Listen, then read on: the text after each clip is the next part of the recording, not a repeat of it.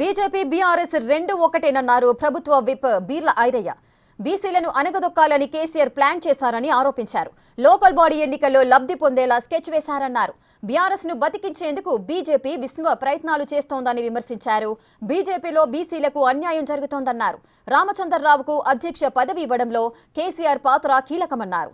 BJP BRS అగ్రవర్ణాల పార్టీలేనన్నారు Beerla Ailayya. KCR party అధ్యక్షుల పదవి కూడా ఒక అగ్రవర్ణంగా కేసీఆర్, అందరూ వర్కింగ్ ప్రెసిడెంట్ కేటీఆర్, మరి అలా బీజేపీలో చూస్తే రామచంద్రరావు. ఈ తెలంగాణలో బీసీలను అనగదొక్కడానికి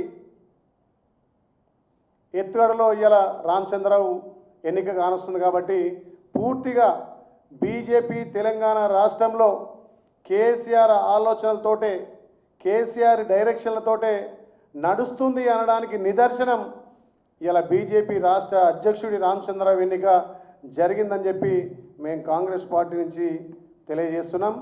ముఖ్యంగా ఈ అగ్రవర్ణ పార్టీలు తెలంగాణలో బీసీలను అనగదొక్కాలని గతంలో బీసీగా బండి సంజయ్ గారు చేసినటువంటి కార్యక్రమాలు, మరి అప్పుడు బీజేపీ బీఆర్ఎస్కి నష్టం చేస్తుందని చెప్పి బండి సంజయ్ గారిని రాష్ట్ర అధ్యక్షునిగా తొలగించి మళ్ళా అగ్రవర్ణాల కిషన్ రెడ్డి గారికి ఇవ్వడంలో కూడా ఆంతర్యం బీసీలను అనగదొక్కడమే.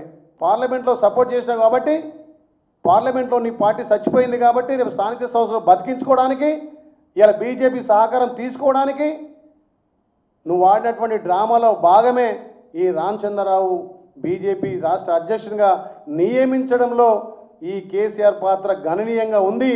దాంట్లో కేసీఆర్ సక్సెస్ అయిండు, కానీ తెలంగాణ ప్రజల మనోభావాలు దెబ్బతీసిండు. ఇలా బీజేపీ పార్టీ అధ్యక్షుని ఎన్నిక బీజేపీ కార్యకర్తలకు విరుద్ధంగా జరిగింది. టీఆర్ఎస్